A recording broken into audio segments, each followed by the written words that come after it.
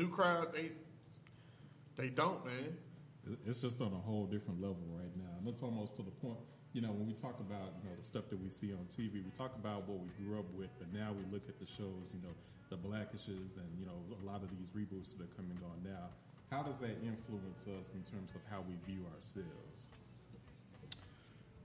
Well, in Blackish, I think that's a great example. I think they're the modern day Huxtables that we have. Also, they had a spinoff with Grownish. If you guys haven't seen that, that's Zoe. She's off to college now, and she's dealing with some real world shit. I think that's advertised. I mean, that's on Freeform. That's a pretty good show. It's not as safe as Blackish because on Grownish they get to say words they can't say on Blackish, and they can show scenes or whatever. But I think they are, more. They get it. The producers of Blackish get it. They know what we're going through. They kind of put that spin on it where you can have two successful parents in the household who are doing comfortably well, trying to raise their kids, but at the same time, too, in contrast to the Cosby Show and the Huxtables, they are addressing the racism and police brutality and cricket elections and things like that into their show. They're able to package it on ABC where they can address these issues but don't piss off or offend, the higher ups of the board of ABC, so they know how to, play in that safe zone, so to speak. But I think those are good shows that we should be watching. And I think they would be good to kids, to see that because, again, you're seeing yourselves or aspirations of what you can be. And to be honest, I don't think we have enough of those shows to give us that positive portrayal for us to aspire to, or to say that, hey, we can be just like them outside of selling dope or getting shot or negative shit like that. So I think we lack more positive shows than we had back then. And that's true. I mean, if you look at the shows that are on right now, what are the main shows that are out right now? Power, man. We talk about how we're viewing ourselves either in a positive or negative light. You got Power. What else? Empire. Damn, is that shit still on? Still rolling. I'm not gonna lie.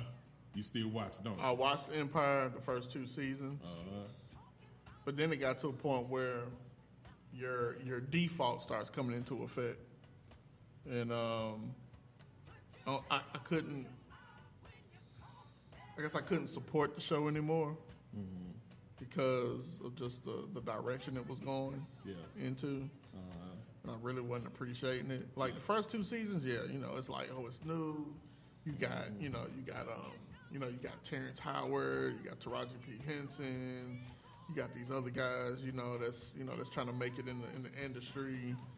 And it kind of gives you a kind of a inside look as far as how the music industry works. Yeah.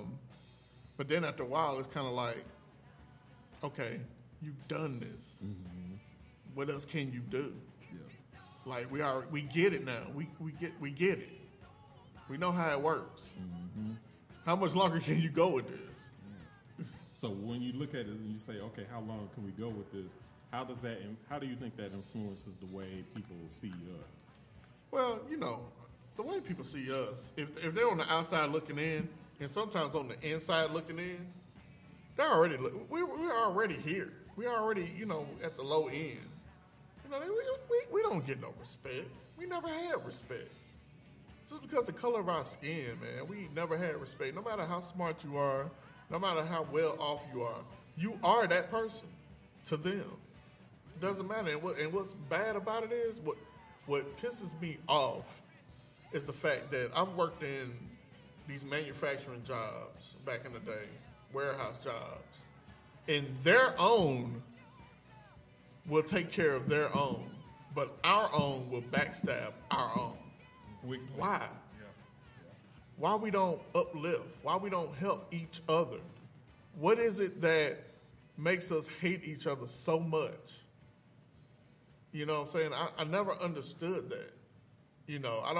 I just don't get it. I mean, it's kind of a thing where, like, and it seems like something has to happen for us to realize that we need to have each other's backs But then that only lasts us a couple of weeks. Yeah. That's why they don't have the respect for us. Yeah, we can march, and we can say we shall overcome, and we can say this, that, and the other, and we can stop traffic. But you know what they're doing in the background? It's probably gonna last about a week, maybe 2 weeks. We'll let them do what they do. At the end of the day, it's gonna go back to normal, and we're gonna be on top. Yeah. Like the only way to really break that cycle is that we gotta have our own. We gotta have our own backs. We gotta be able to uplift each other, not down each other. No matter what this person is doing, whether they poor, because what people don't realize, as a middle class person, we may look at the rich and we might say, hey, this person can't handle what I'm dealing with if it happened to them. But guess what? There's somebody beneath you that's looking at you and they're saying, oh shit, Yeah. the middle class dude ain't gonna be able to handle what I'm going through. And I realized that the other day. I seen a dude sitting in his car. Yeah, he may have a car, but he ain't got no house. That's his house. I have a house. I have a car. I have a job. And sometimes I might be sitting here like, damn, I'm struggling like a motherfucker. This dude right here don't have nothing. So I should be grateful for what I have. I might be struggling, but look what I have compared to what he has. You know what I'm saying? And people need to realize that, man. Like, we're all human. We all bleed the same. Even though we have different colors. Hey, man, at the end of the day, and the government probably going to be mad at me when I say this. Hey, man, the government is playing us like puppets. They know if we come together, white and black, Latino, Asian, it don't matter. They know power is in numbers. And as long as they can throw out, just like I know that you had in here when you was talking about, I know you had something in here when we was talking about the media and how, with the media, they can do certain things. There was a movie that came out, I think 1987. And if y'all feel like I'm going a little too far. No, there was a movie that came out in 1987. John Carpenter, ahead of his time. Matter of fact, to go back into wrestling that we were talking about in the previous show, Roddy Piper was in it. Okay. They Live. Yeah. He was telling you then what it was, just by putting on the sunglasses. He was telling you then, this is how it works. And as long as the government and the media can manipulate you and make you think one way and keep you divided, we'll always fall to the government. Always. If you bring it together, man, people don't understand they playing us both. They playing the white, they playing the black, they playing the Asians, the Mexicans, my brown brothers. They playing us all, man. You know what I'm saying? It's a game. That's why, like, when I talk about The Purge is the real shit. People that don't like that movie, pay attention to that movie because it's giving you a message. It's letting you know what's going on right now. They don't give a damn about us. If you ain't got, like Dave Chappelle said, when he went to go vote, and them rednecks, I ain't gonna say rednecks, but the poor white folks or whoever was poor was talking about he's gonna go up there and fight for us. And when Dave Chappelle said, you dumb motherfucker, he fighting for me. Why? Because I got money. You don't. He don't give a shit about you. But you fell for the okie doke. Your hate, your hate is so bad that it don't matter who's in office. As long as you feel like you have who you have, even though you ain't getting shit out of it, it's crazy, man. It's just crazy. But So now, kind of going to your point too. So do y'all feel like the things we're exposed to, whether it's the news or particular shows that are hot these days, or what people are watching, that gives others the right to feel the way they feel or treat us as such? Do you think that was media influenced, or do you think that was just innate nature? No, it's media.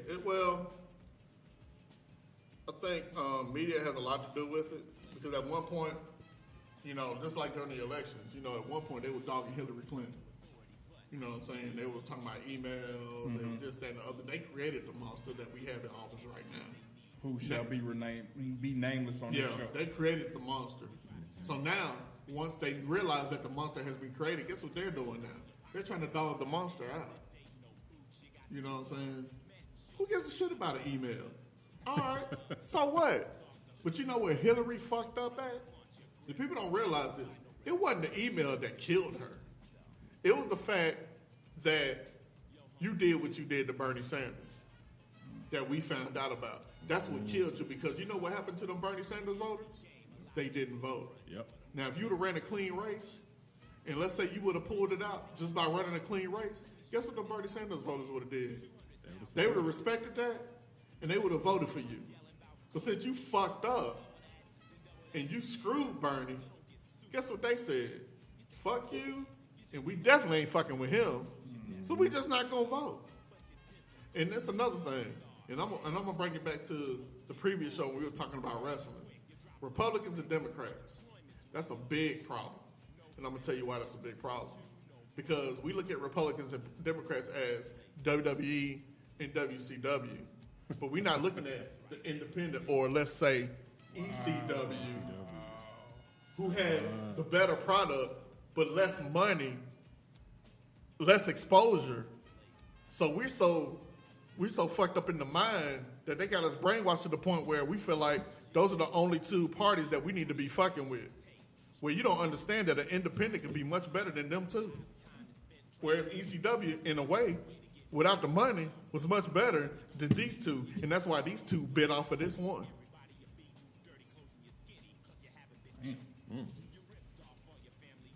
Wrestling is life, y'all. It is.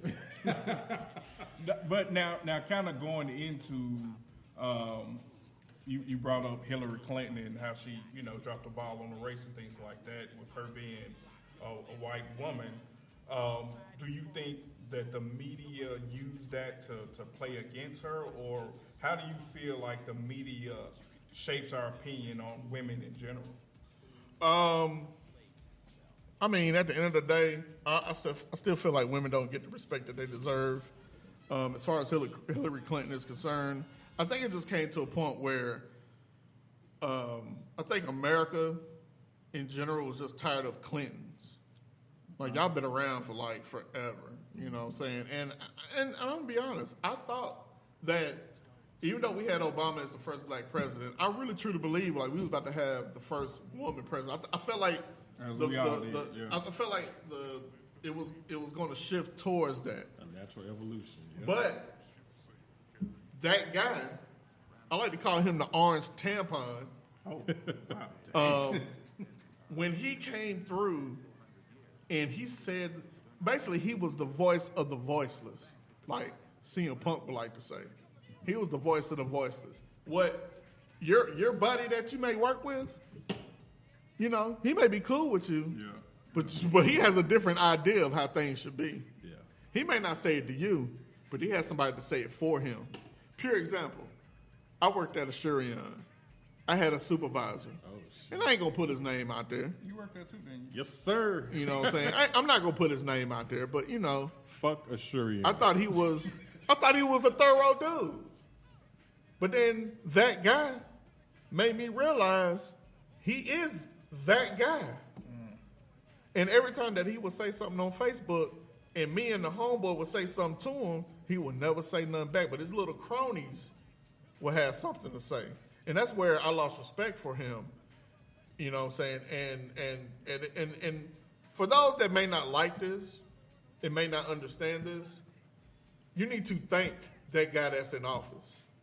Reason why I say that? Because he brought out the realness in who you thought was your friend or who you may thought was your confidant.